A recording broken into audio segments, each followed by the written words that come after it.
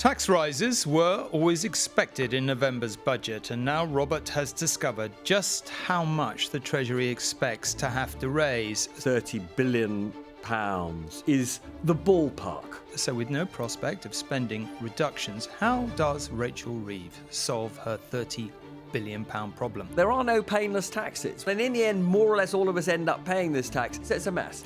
Meanwhile, Nigel Farage claims reform would save Britain billions, cracking down on legal migration. We will abolish indefinite leave to remain as a category in this country. That's riled his political rivals, including Sir Ed Davey, on this podcast. I think that's outrageous policy. It's very bad for our country. We'll take our own close look at Farage's proposal and what it tells us about the country we're living in. I have said so many times on this podcast, their sums don't add up, but their poll rating goes up and up. Welcome to the show. I'm Tom Bradby. And I'm Robert Peston. And let's start by talking taxes. Robert, we've been debating for so long, haven't we, how much Rachel Reeves is going to have to raise. So you've got a bit of a scoop today because you put a number on it. Not that it's good news for any of us. Do you want to talk us through what you found out? Yeah, so I think the important point to make right at the start is that this is the hole in the public finances now. But there are still 2 months to go before the budget. Now, some bits of that hole won't change. So I'm saying that she needs to raise £30 billion in additional taxes in order to meet her fiscal rules. So the most important one being that the amount that she spends on day-to-day needs, people's salaries, not capital items, so just keeping the show on the road, that has to be paid fully via taxes. And that is the sort of binding constraint.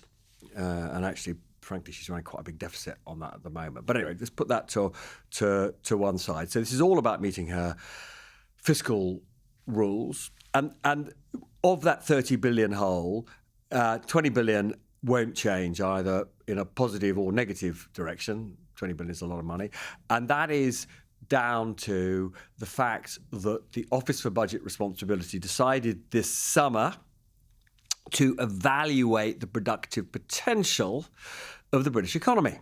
And in order to do that, it looked back at productivity growth over the last few years, largely during the Conservative government, and it decided that the productive potential of the economy is less than it thought, that productivity would in future, as a result of what's happened in the past, grow slower than it expected.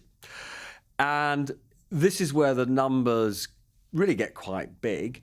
Every 0.1 of a percentage point reduction in productivity growth costs the Chancellor just under £10 billion, £9 billion, right? And it thinks, as the OBR thinks on the basis of its work, as I understand it, that the reduction in productivity growth over the next few years will be 0.2 of a percentage point. So that is just £20 billion that she has to find because up to now, the Office of Budget Responsibility has been really too optimistic. And I have to say, on that particular part of all of this, I feel a bit sorry for her because this is an assessment that the OBR could have done immediately after the election. And I would have thought that was a logical time for it to do it. You'd had Tories in power for 14 years. You've got a new government coming in. The new government's making it clear it wants to fix the public finances, but the OBR didn't do it last summer. And so this is a really sort of horrible present from them to the Chancellor. And then there are two other bits of the 30 billion. Again, one bit of it won't change, which is that she was told by her backbenchers that they wouldn't support her welfare reforms, her cuts to disability payments, and she'd penciled those in at the time of the spring statement. So they've been eliminated. That's another 5 billion that she's got to find. But then finally, and this is the swing factor, this is where things could either get better or more likely worse, unfortunately, which is that interest rates paid by the government are higher than they thought they would be only a few months ago, and that means she's got to find another 5 billion. And if, as has been happening recently, the price of government bonds continues to fall, that would mean that the interest on the government's debt rises. If inflation is also higher than expected, which it has been a bit, then again, on these so-called index-linked bonds, the amount it pays out in interest is higher. It's a lot of money. And so just to stress the point I'm making about this, there are 2 months to go before the budget, but what we've now got is the ballpark, right? Okay. And that's before, final point, she makes any spending promises, commitments, because of course she is under enormous pressure to abolish the 2-child limit on universal credit. And were she to do that, and I cannot really see a world politically where she won't do that, either in the budget or just before, that's another £3 to £4 billion. So it's a lot of money. I learned long ago to trust your economics, so it's good to have some sort of shape put on how big the hole is, even if it does change over the next couple of months. I guess the question that, 30 billion sounds like a lot of money, but it's very difficult to quantify. And for a lot of people listening or watching this recording, they'll be thinking, well, fine, but put that into context. So I did some research after I read your very interesting blog this morning, but I sort of want people to understand what 30 billion means. Okay, so what are her options? If you look at, and I just want to talk through a few ideas the Institute of Fiscal Studies was suggesting, not as things she should do, but as things she could do last year. So these figures are a little bit out of date, but I don't think I couldn't find an updated version. So let's just go on it for now. They said, if she were to decrease the personal allowance, which of course would affect pretty much every single person in the country by 10%, you raise 10 billion. If you capped the pension contribution tax relief at the basic rate, IFS was saying last year you raised 15 billion. It's an awful lot of money. There are many, many people who say that's an insane thing to do. It's a disincentive on saving and all the rest of it. Or alternatively, if you were to force companies to make national insurance contributions on their pension contributions, that might raise up to 17 billion as a potential alternative. You look down the list of other taxes. Yes, you can put up fuel duty. Doesn't raise very much. Council tax. England could do what Scotland's already done, which is to increase the amount people pay on the top bands. I would say that's a pretty attractive place for her to look. And just finally, 2 things. You put 1p on the higher rate of tax, you get 1.6 billion. You put 1p on VAT, you get 9 billion. VAT, very difficult tax to raise for lots of reasons. The point about the higher rate I'm really making is that you have to raise it by an awful lot to start raising anything like the amounts you get from raising it on the base rate. I think 2 points really at the end of all that I was kind of wanting to throw back to you. Does she get away with it politically, whatever she does, on blaming the OBR? And if not, if you were her chief advisor and you're looking down that list of potential things, have I missed things? What do you think is the most politically palatable and economically sensible thing to do, apart from, if you're listening to this rather than watching it, Robert currently has his head in his hands at my mention of the idea that any of this is politically palatable. But what does she get away with blaming it on? What does she do? So, what would you do? So, I do think that she's been pretty unlucky.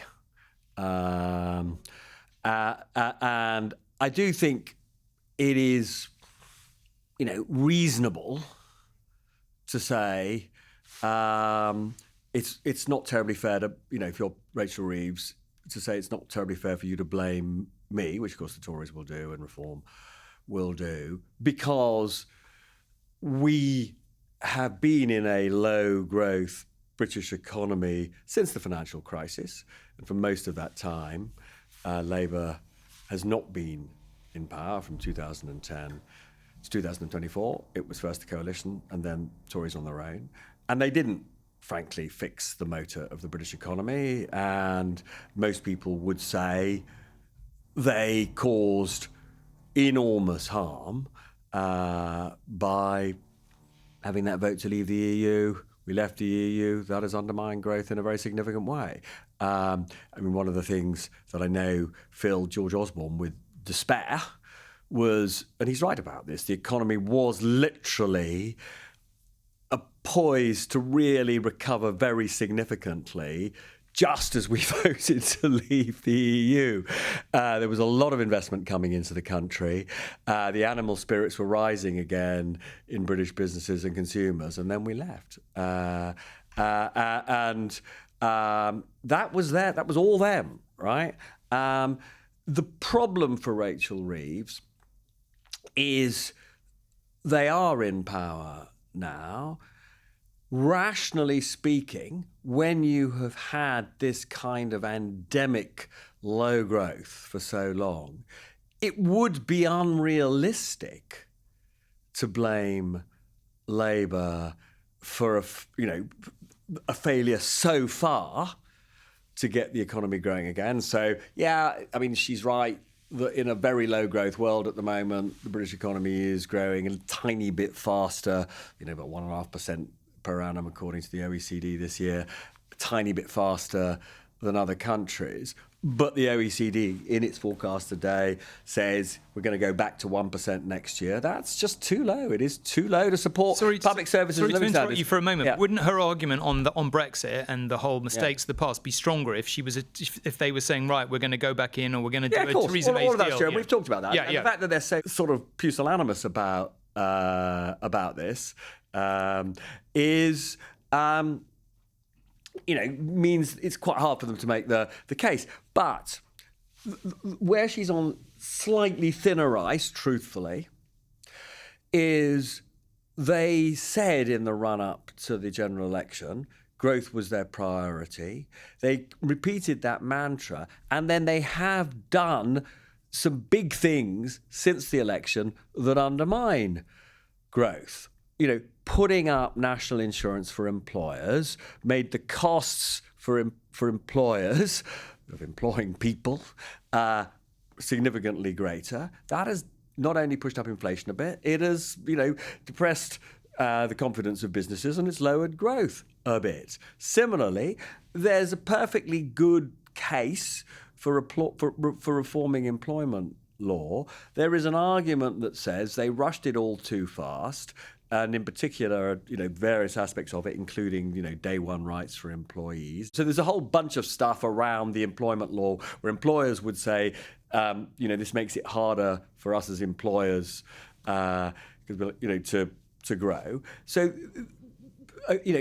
those would be the basis for saying, you've not made good on your promise to make growth your number one priority. Now, on the other side, yes, more investment in infrastructure is going on. That's pro-growth.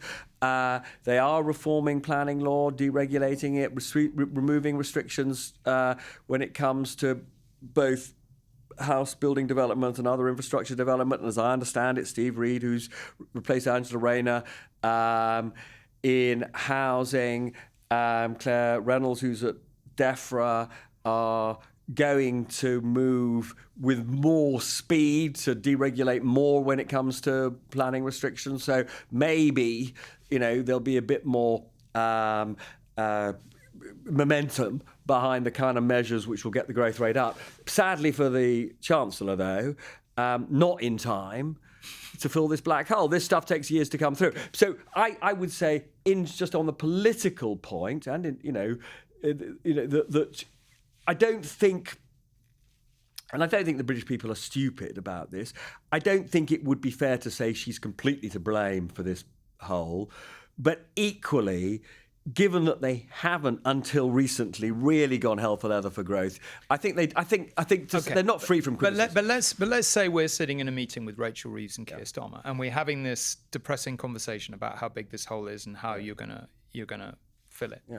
Let's say we accept they've got to do something big. Do they say, right, we're going to, for example, end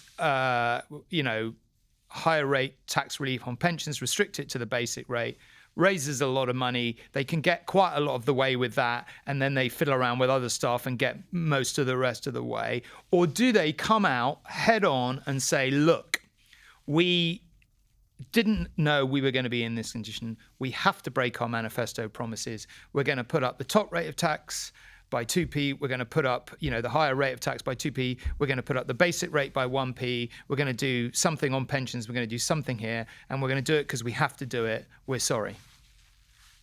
In other words, do they try and tack round their manifesto promise, or do they just come out, mea culpa, make the argument, not our fault, Gov, we just got to do it? Which would you advise them to do? I'd advise them to come out and say, yes, sorry, we've got to break our manifesto promises. So I think that if there were some kind of massive global shock, I don't know, Trump does something and markets crash, right? I think you then have cover to say that, the manifesto doesn't, these are extraordinary circumstances, the manifesto doesn't apply at the moment. They believe that, and just to remind people, the manifesto, just to repeat, says in terms, absolutely explicitly, no rise in income tax, no rise in VAT, no increase in national insurance, no increase in corporation tax. Now, those are, as Tom pointed out earlier, they are the big taxes. They raise the most amount of money. And, I personally think they were mad, bonkers to make those commitments, because I think they were going to win the election. Robert. Sorry? Say what you think. Yeah, literally, but they were going to win the election. And they, in terms of what would undermine growth least, of course, it's not nice to see, income tax go up a penny in the pound for any of us, £10 billion out of the British economy. But it's way less damaging to growth, investment, spending than what they did end up doing, which was putting up national insurance for employers as their way around it in the last budget. Many people would say that was anyway a breach of the manifesto, but they claim it wasn't. I think they're probably right that if they were to put up VAT or income tax or corporation tax, I don't think they can put up corporation tax, by the way, because that would be so undermining of growth and investment. It's less of a political issue, because actually I think it would be less politically damaging for them in the short direct impact. I just think it would be so undermining of growth. Confidence of investors would fall, and it would be a crazy thing to do. So I don't think they can do that. And in terms of the ones that are sort of less economically harmful, which are sort of basically VAT, national insurance, and income tax, I think that I don't think I know that they fear that were they to do that, reform in particular, reform is the threat for them, not the Tories at the moment, would just run all the way to the election. These people lied to you, and they don't want to give Farage that ammunition. So even though, as you say, the rational thing to do would be to raise the money in that way. The problem is, of course, we are still 2 months from the budget, and who knows whether the debate will change. But the problem is, there are no easy answers here. So last time they did look, for example, I remember this quite well in the last budget. They were looking at should they effectively abolish the 40% tax relief that those on the higher tax rate receive when they invest in their pensions. What they discovered is that, senior nurses, senior teachers, head teachers would suddenly find themselves paying way more tax and would feel a lot poorer. And those are Labour's people. And a lot of those people also work in the public sector, where, of course, they don't want more strikes and more unhappiness. So they backed away from that. Politically, that was very hard. Now, there's a really strong case for reforming property taxes. I think I may have mentioned. Yeah. We talked about Tim Laining and his proposals essentially to get rid of stamp duty and effectively have a sort of land property tax as a replacement. Really good idea, but you complicated. But it's a reform. It's a proper reform, and it doesn't raise money in the short term. In fact, you lose money in the short term. As I say, really sensible reform, but it doesn't get her out of this particular hole. So it is a nightmare. It is a genuine. It's really hard. But the big simple point is this: in the end, there are no painless taxes. We all, wherever you put it. Put a tax on, the costs get passed on, and in the end, more or less, all of us end up paying this tax, even though there are particular taxes which we feel more directly. If you're listening to this, it's a mess. If you're listening to this rather than watching, Robert and I are looking both really agonised, and once again, really pleased we're not Rachel Reeves or Keir Starmer or anyone who's advising them, because they're not in a very comfortable spot. Now, Nigel Farage's, speaking of reform, controversial pitch to clamp down on legal migration has gained a lot of traction and attention and a good deal of criticism. This was how the Reform leader announced it, and Lib Dem leader Sir Ed Davey's response in an interview with Robert for The Peston Show. We will abolish indefinite leave to remain as a category in this country. We are not the world's food bank. It is not for us to provide welfare for people coming in from all over the world. What he's saying to many people who've made their lives here with their children, who've contributing to our society in many different ways, he's saying that they should only have temporary status and in some cases go home. I think that's outrageous policy. Farage wants to copy Trump's America in so many ways, but that's why I think he's going to fail.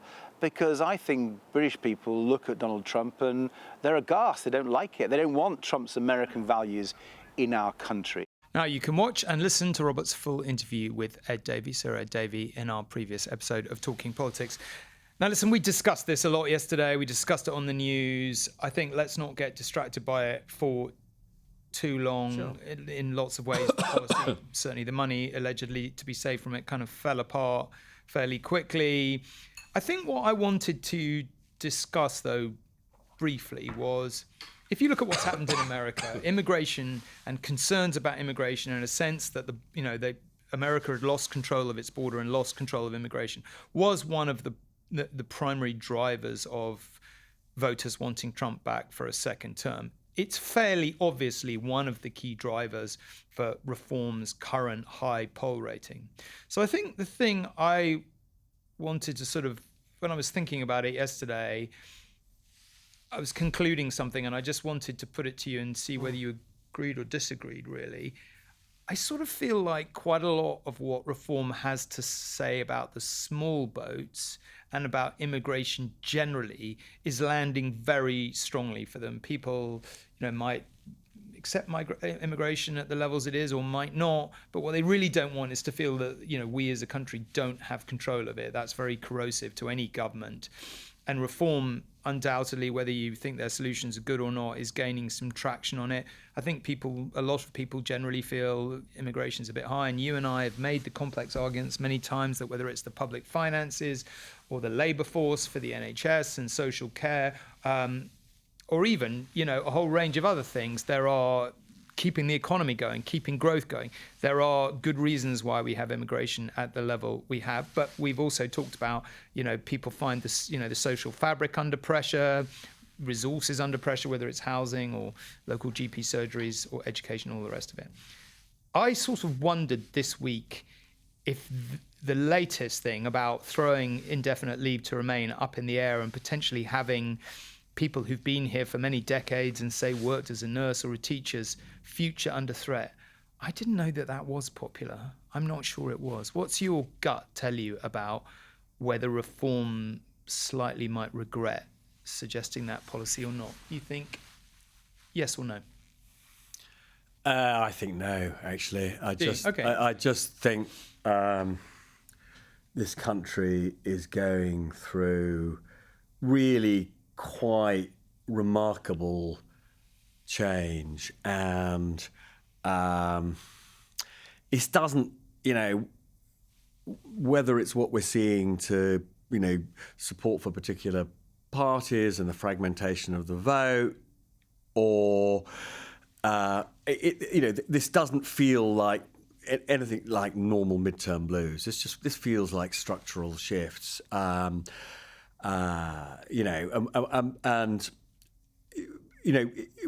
wherever you go in the country at the moment, there is anxiety. Often the anxiety is based on different things. I think the anxieties in London are very different from the anxieties in the Northeast, for example. In some parts of the country, it's immigration. In other parts of the country, it's just low incomes. In some other parts of the country, it's incredible anger about Gaza, for example.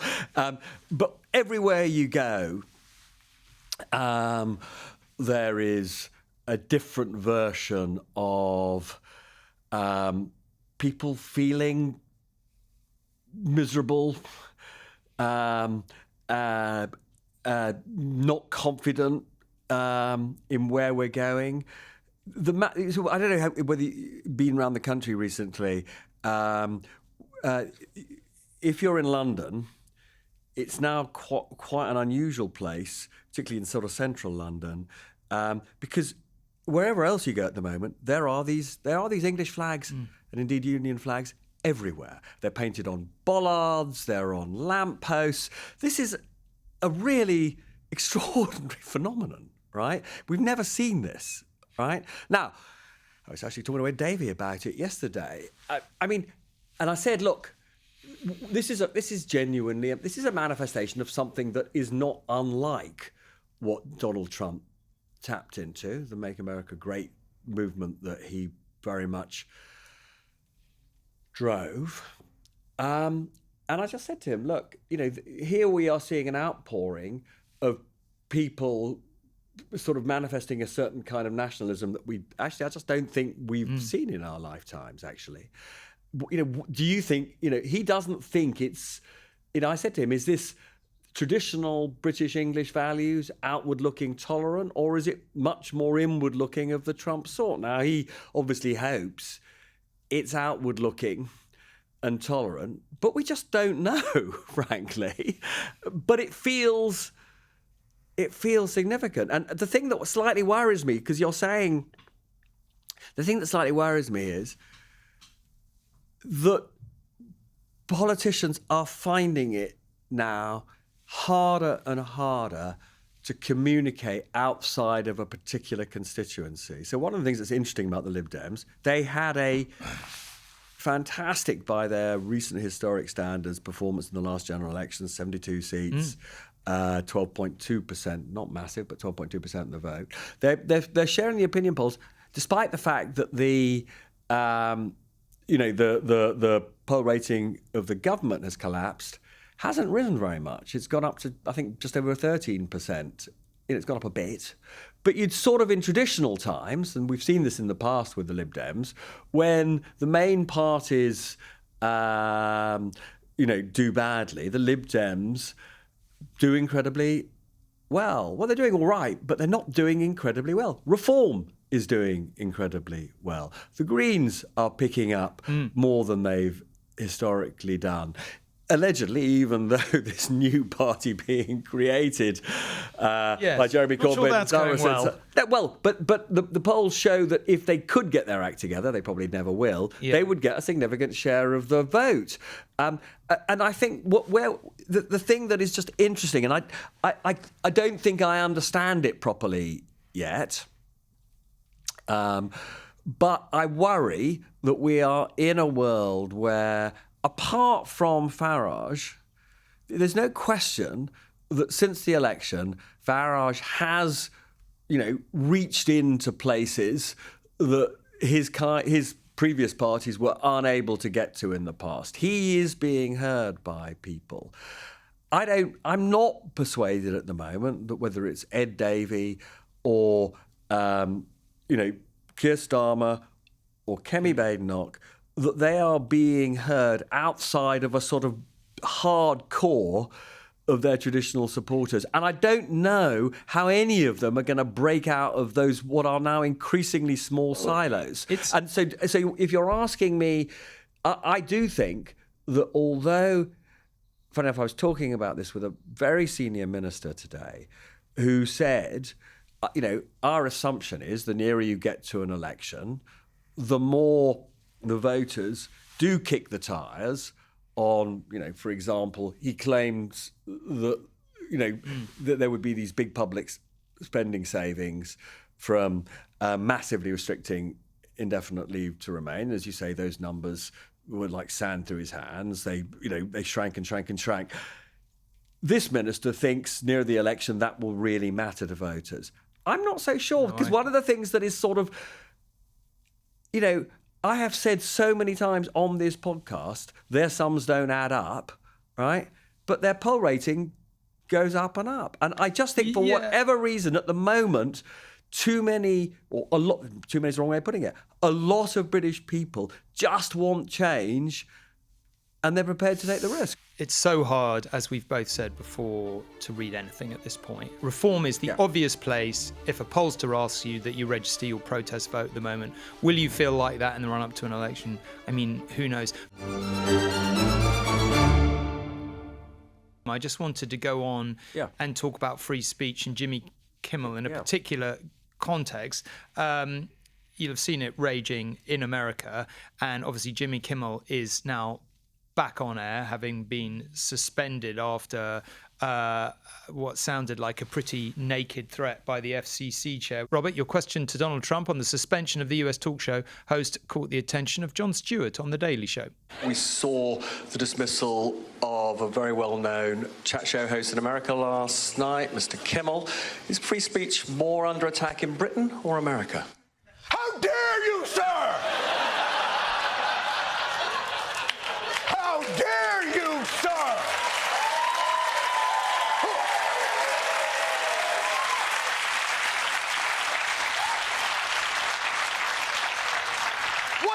What outfit are you with, sir? The Antifa Herald Tribune? I absolutely love that. Robert making it on to Jon Stewart from the Antifa Herald Tribune. We're both proud to work for We're both proud for the Antifa Herald Tribune. But because I spend too much time when I'm going home from News at 10 scrolling Instagram, have you ever heard of Diaper Diplomacy? Oh, yeah. No, I mean, about the joy of my life. Okay, well, I found myself not very long ago watching Robert Peston's appearance on Diaper Diplomacy. Now, if you're listening to this rather than watching, I suggest you go and Google it on Instagram. It's basically they use AI to take actual conversations between Trump and various other people and to have babies delivering the words. And it is very, very funny. Take a look at this. And on a separate issue, free speech, your Vice President, Vance, said that free speech is under attack in the UK. Do you agree with him? And Prime Minister, we saw the dismissal of a very well-known chat show host in America last night, Mr. Kimmel. Is free speech more under attack in Britain or America? Well, Jimmy Kimmel was fired because he had bad ratings more than anything else, and he said a horrible thing about a great gentleman known as Charlie Kirk. And Jimmy Kimmel is not a talented person. He had very bad ratings, and they should have fired him a long time ago. So, you can call that free speech or not. He was fired for lack of talent. I'm thinking about over the last couple of days, which is I watched the speeches at Charlie Kirk's funeral/memorial service, and they were. I found it fascinating because actually, what it indicated to me is even within the Republican kind of MAGA movement, there are very different tones. I mean, we already knew that, but it was like very stark. The first bit of the service was like a sort of American traditional evangelical Christian service. And there were a lot of speeches in that vein. I thought Erica Kirk's speech was remarkable. I don't know how she got up and delivered it. She's lost her husband. It's an absolute, tragedy. It's it's terrible. And she got up and delivered a speech in which she said, the answer to hate is not hate. And I forgive the man who killed him. I mean, I don't know how she managed to do that, but I just thought it was an extraordinarily powerful speech. It was remarkable, and it was so impressive. It was so impressive. All the political speeches struck a very, very different tone. J.D. Vance, Don Jr., and of course, Trump himself. And it was very much evil is walking among us. You know, there was a lot of they, you know, and sort of othering of, and, you know, Trump varies on whether he calls them radical left lunatics. You know, others have, Stephen Miller, his aide, has, you know, often referred to the Democrats just themselves being an extreme organization. And it did make you wonder, you know, not particularly that day, but lots of stuff that they variously said, particularly Stephen Miller and Steve Bannon, who's obviously outside the White House, but still very influential, about, you know, what is the direction of all this over the next year? Are we looking, you know, how far might these, you know, potentially authoritarian moves go? And I don't particularly necessarily want to get into speculating that. And of course, Jimmy Kimmel's now been put back on air, but it did look, we've seen numerous examples of media companies bend the knee. Before you get on to that, and it is important, I just think we do need to pause for a second and contrast, you know, Charlie Kirk's widow's call for understanding and forgiveness, and Trump just standing there and saying, none of that, I want revenge. Yeah. Well, he, you know, I guess you would say, if you were defending Trump, you know, the death, he was very close to Charlie Kirk, the death of Charlie, you know. But revenge is not a sentiment we associate with any kind of leader we would want to see in power, given our values, I would argue. No? You could... I mean, you think it's all right? Do you? No, I don't think it's all right. I agree with you. I suppose I'm saying if you were, you know, Caroline Levitt, his press secretary, you'd say, well, listen, it's been a very, very emotional few days, and he was riled up. But I don't. What it left me thinking was, okay, we like to think that our country would not be subject. What we've discovered in America is that the American way of political life and its democratic system was much more dependent on norms than laws than we thought, haven't we? And we don't even have a written constitution. So the thing I wanted to talk to you about, because I just really started to think about it, is, and like, forget which party, if we ever had an authoritarian inclined leader who won a big majority in Parliament, of the right or the left or any other descriptions, let's not put it down to any one particular party, but if it ever happens, how vulnerable do you think our system would be to what we've seen in America? And let me give you my kind of starter for 10 and then see what you think of it. I thought, on the one hand, there are reasons to think we'd have more robust defences. Number one, MPs are notoriously difficult to corral. Every sitting prime minister, even ones with big majorities, have found that. Potentially a very authoritarian leader might get around that, because that used to be true in America. There's the fact that, you know, we have the monarchy, and that the military, as it happens, swears allegiance to the crown and not to the government of the day. That might end up being impactful. But on the other hand, very easy to put pressure on the BBC, very easy to clear out the civil service if you wanted, and other key, you know, roles from MI5 to MI6. Probably quite easy to put pressure on the likes of ITV. I mean, you know, at the moment, you know, I'd say our leadership is very robust and would tell them to get stuff. But in 10 years' time, who knows if they threaten to pull licenses or whatever else. What do you, would you ever be worried about that, is my question. Well, I think, you know, we lived through a very naive period where we thought globally, you know, democracy as an idea had won, democracies were spreading, but over the last 15, 20 years, we've seen a rolling back across the world of freedom and democracy. And you know, arguably, over the last 3 decades, by far the world's most successful country in an economic sense has been a country that has no truck with democracy, which is China. And so I do think we have to be eternally, constantly vigilant to protect our values and our democratic rights and freedoms. I think we have a setup here that provides a bit more protection than they have in some other countries. and it is because the Prime Minister is not the head of state, he is the head of the government, and therefore there are definitely built into the system more checks and balances, and it is undoubtedly easier, some would say too easy over the past few years, but it is undoubtedly easier for MPs to get rid of a Prime Minister they don't like than for Congress to get rid of a president they don't like. So, again,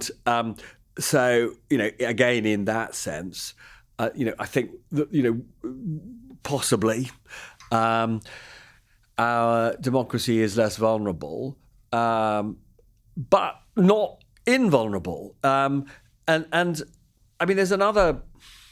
I mean, I do worry in this country. Okay, I am. So, I don't know what you think. I wanted to just actually take us a little bit back to the sort of freedom of speech issue, right? I do worry that the police are prosecuting people who shouldn't be prosecuted for, saying things that we may think are absolutely horrible, but I just don't think they should be criminal offences. And I say that as somebody who has been, the victim of people saying absolutely unspeakably disgusting things about me. But even though I hate them, and some, and a lot of it, I think in the past, I easily describe as hate speech, I just think people should have the right to, I just think, and I do worry, actually, that at the moment, this government and the main parties aren't taking this freedom of speech thing seriously enough. I mean, there is utter hypocrisy in America about this, because you have a Trump administration saying freedom of speech matters more than anything else, and then using political pressure. Now, in the end, Disney apparently have resisted, and Kimmel's coming back tonight. But there's no doubt that that was an attempt to suppress freedom of speech, just, saying something that the right didn't want to hear. They are terrible hypocrites. Trump is a terrible hypocrite about all of this. But if I want the right to call him out as a hypocrite, which I think is reasonable, I've also got to accept that when people here say things that I hate, they should neither be sent to prison or... Okay. Very good. We should probably leave it there. I'm really interested in this question of how vulnerable we would or wouldn't be. So if you have any views, do let us know. Yep. Email us, the email, or go on Twitter, whatever you like. I just think it's a fascinating subject for discussion. Those of you who are in the military or have worked for the Royal Family or the civil service, I'd be very interested to know your views. That's all for now. We'll be back soon for more Talking Politics. If you haven't already, please do hit subscribe on YouTube or any podcast platform to make sure you never miss an episode. Until next time, it's goodbye from me. And it's goodbye from me.